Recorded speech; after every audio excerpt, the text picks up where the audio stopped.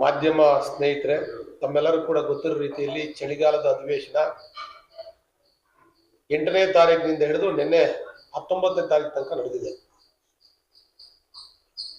ವಿಧಾನಮಂಡಲದ ಅಧಿವೇಶನದಲ್ಲಿ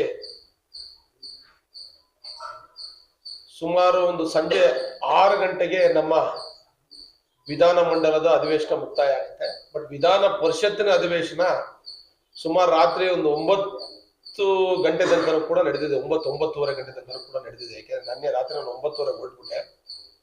ಈ ನಡೆದಂತ ಸಂದರ್ಭದಲ್ಲಿ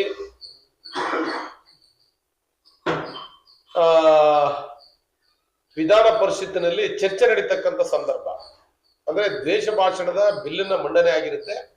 ಆ ಸಂದರ್ಭದಲ್ಲಿ ಪರಿಷತ್ತಲ್ಲಿ ಕೂಡ ಪಾಸ್ ಆಗ್ಬೇಕಾಗುತ್ತೆ. ಆ ಸಂದರ್ಭದಲ್ಲಿ ಚರ್ಚೆ ನಡೀತಾ ಇರುತ್ತೆ.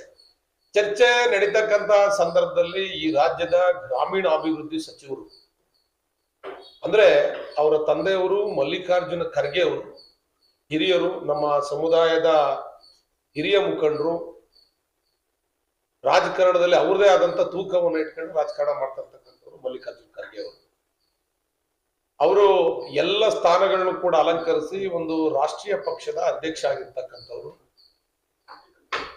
ಅವರು ಕೂಡ ಹಿಂದೆ ರಾಜ್ಯದಲ್ಲಿ ಗೃಹ ಸಚಿವರಾಗಿ ಕಾರ್ಯವನ್ನ ನಿರ್ವಹಣೆ ಮಾಡಿದಂಥವ್ರು. ಇವತ್ತು ರಾಜ್ಯಸಭೆಯಲ್ಲಿ ಕೂಡ ವಿರೋಧ ಪಕ್ಷದ ನಾಯಕರಾಗಿ ಕೂಡ ಕಾರ್ಯವನ್ನ ನಿರ್ವಹಣೆ ಮಾಡ್ತಾ ಇದ್ದಾರೆ. ಈ ರಾಜ್ಯದ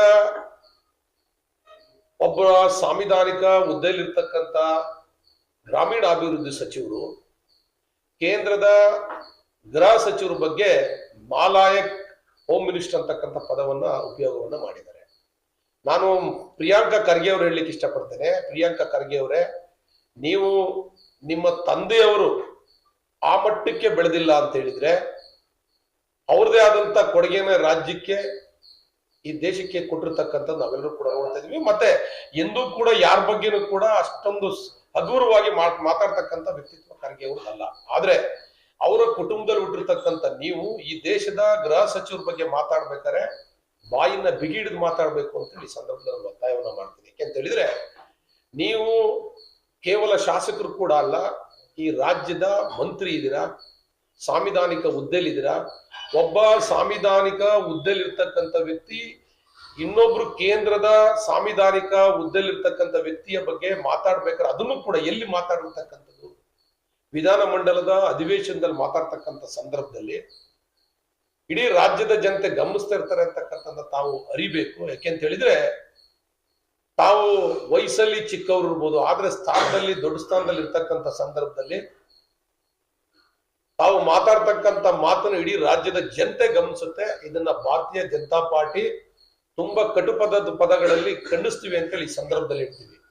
ಯಾಕೆ ಅಂತ ಹೇಳಿದ್ರೆ ಅಮಿತ್ ಶಾ ಅವರು ಈ ದೇಶಕ್ಕೆ ಅವರದೇ ಆದಂತ ಕೊಡುಗೆಯನ್ನ ಕೊಟ್ಟಿದ್ದಾರೆ. ಒಬ್ಬ ಸಾಮಾನ್ಯ ಕುಟುಂಬದಲ್ಲಿ ಹುಟ್ಟಿ ಶಾಸಕರಾಗಿ, ರಾಜ್ಯದಲ್ಲಿ ಗೃಹ ಸಚಿವರಾಗಿ, ಕೇಂದ್ರದಲ್ಲಿ ಸಂಸತ್ ಸದಸ್ಯರಾಗಿ ಇವತ್ತು ಕೇಂದ್ರದಲ್ಲಿ ಸತತ 2ನೇ ಬಾರಿಗೆ ಗೃಹ ಖಾತೆಯನ್ನ ಅವರು ಯಶಸ್ವಿಯಾಗಿ ನಿಭಾಯಿಸ್ಕೊಂಡು ಹೋಗ್ತಾ ಇರ್ತಕ್ಕಂಥ ಈ ಸಂದರ್ಭದಲ್ಲಿ ಈ ರೀತಿ ಹೇಳಿಕೆಯನ್ನ ಕೊಡ್ತಿರ್ತಕ್ಕಂಥ ತಪ್ಪು. ಎಂದೂ ಕೂಡ ಈ ರೀತಿ ಹೇಳಿಕೆಯನ್ನ ತಾವು ಕೊಡಬಾರ್ದು.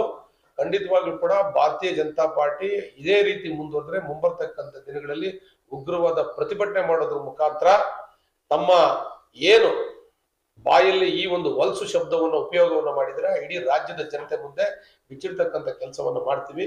ತಾವಿರ್ತಕ್ಕಂಥ ಸಂವಿಧಾನಿಕ ಹುದ್ದೆಗೆ ಈ ರಾಜ್ಯದ ಜನತೆಗೆ ಗೌರವವನ್ನು ಕೊಡಬೇಕು ಅಂತ ಹೇಳಿ ಈ ಮೂಲಕ ಅವರಿಗೆ ಎಚ್ಚರಿಕೆಯನ್ನ ಕೊಡ್ತೀನಿ ಅಂತ ಹೇಳಿ ಸಂದರ್ಭದಲ್ಲಿ